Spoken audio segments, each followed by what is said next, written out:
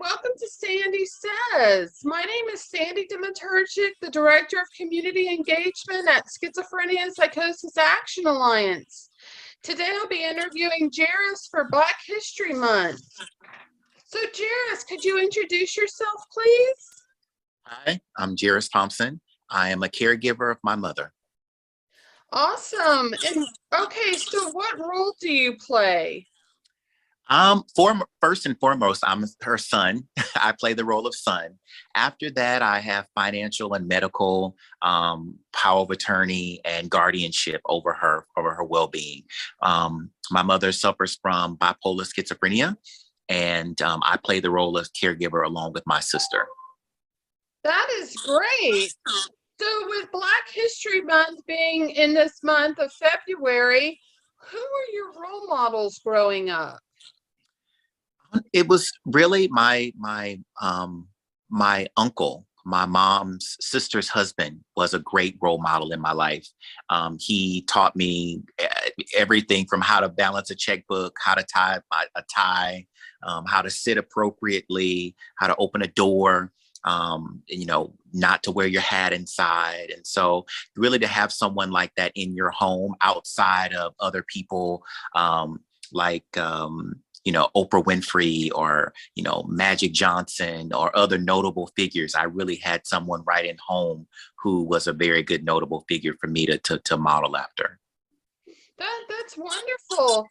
Are there any specific historical African American figures who might have also inspired you?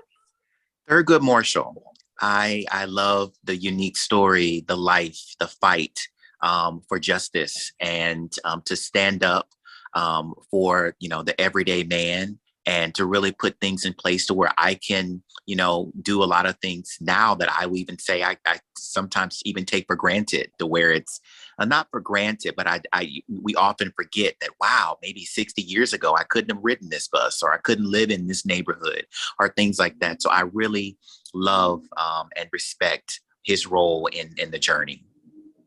That's wonderful. And that must be an interesting situation to be in, thinking of how, like you were saying, many years ago, not being able to do those things.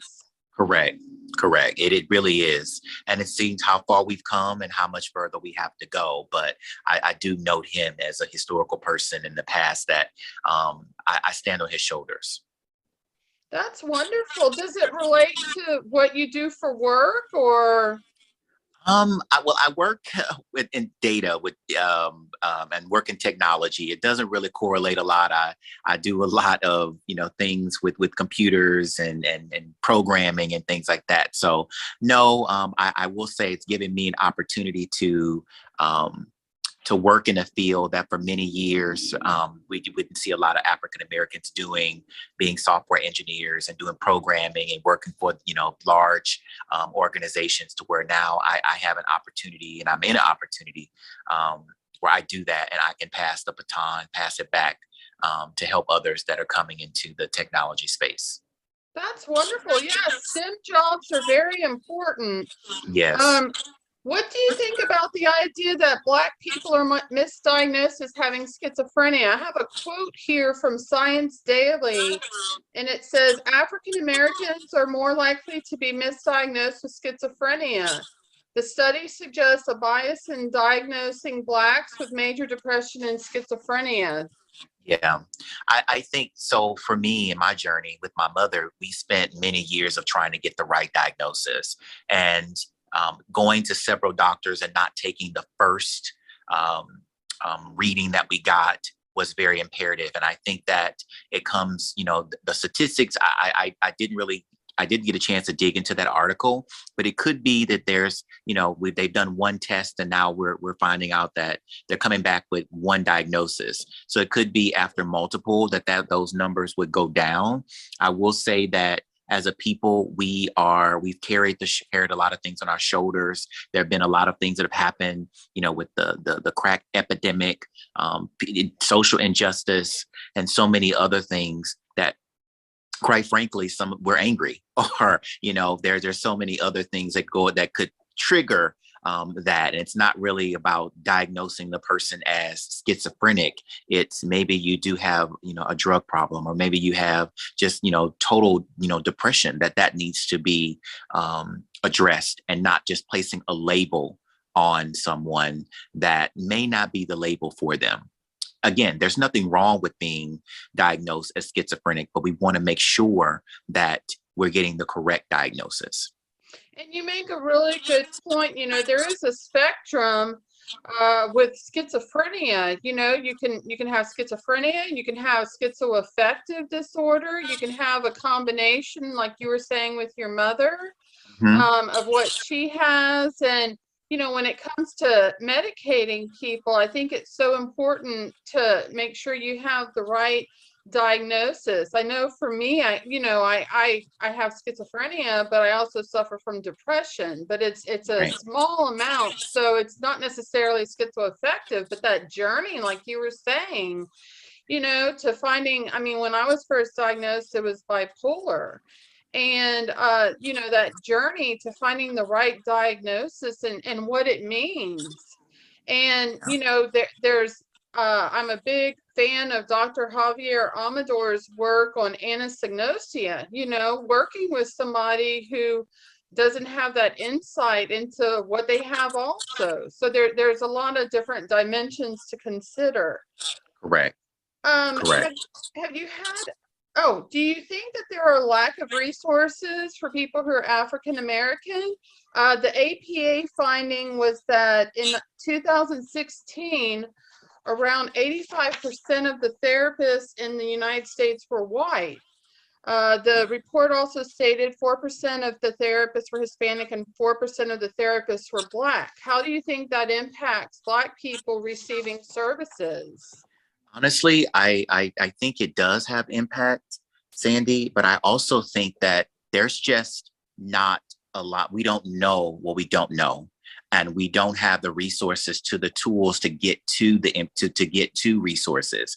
So for many years, and myself, I had to go by trial and error. My mother had Medicaid, and you're talking to someone at the front desk. You're trying to get information from that person. Then you're being turned over to someone else to get more information from them. And so what I did is I took it on myself to educate myself, not take the first no or yes as it's solid, and that's what I'm supposed to follow. So I think that demographic is it's a tough spot to be in, because you really have to go after the resources. They are there. There is an answer, but you have to take it on yourself to do that. And with that also being said, a lot of people don't have caregivers like myself or family that can look out for them to assist in that. And so we'll see that issue is going to be perpetuated, and it's happening in everything. Childcare, housing. We are often left behind because we don't have access to the resources. Yeah, and I think you make really good points, and I think it's wonderful what you've been able to do to help your mother. I have a strong support system, and I know I've been very fortunate. I don't know if you've read of the book. I recently have started reading by Dee Dee Ranahan. Oh gosh, here it is. Tomorrow Was Yesterday. It's Okay. 64 mothers who write about their experience with the U.S. mental health system. And with reading it and just seeing other people's experiences, it's just so sad what people really go through. So have you had a chance to read S&PAA's research paper on the costs of treatment or non-treatment of people with schizophrenia? I have not, but I'm taking a note, and I will definitely read it. Yeah. I think what's important, and I think what the paper does, is it creates a baseline saying, this is how much money we're spending. This is the programs that it's going to. These are the successes, and this is where we need to improve. So I think it's a very valuable paper. Do you think reclassification of schizophrenia as a neurological disorder will help people in receiving treatment and achieving and maintaining recovery? I think so. Again, there's not a lot of For one, I think it's educating people on what schizophrenia actually is. A lot of people do not know, and there's this taboo surrounding it. I've spoken before that bipolar has almost been commercialized to where it's, oh, I'm bipolar. I suffer from depression, but there's not a lot of things are being said about schizophrenia.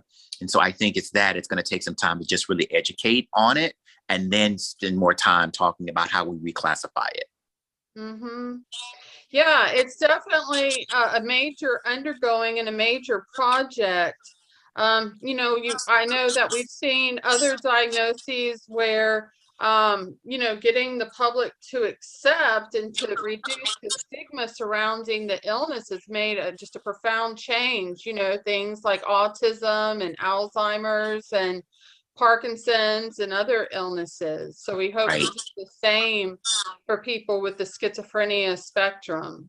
Yeah, I do believe that a time is coming where we will see that. I think, and the time is now to where things are changing, because there's conversations that are being had and people want more knowledge. We're in a place of nothing. I consider this time a time of enlightenment, where everyone wants to be enlightened and learn more, and be more welcoming and open to hearing more about mental illness. I agree. And, we can only go from here. Yeah, we can only go from here. What additional comments would you like to make before we close the interview? Honestly, I always close when we talk. I enjoy our time talking together. I applaud you and commend you so much for keeping this conversation going and having me on this platform to talk more about from my journey. And I always learn something new from you. And so I'm going to take on that article and I'll make sure to read that. And thanks again for having me. Well, thank you for giving your time to do the interview. I hope you have a wonderful day. You too. Thank you so much, Sandy. Talk to you soon. Okay, bye. Bye-bye.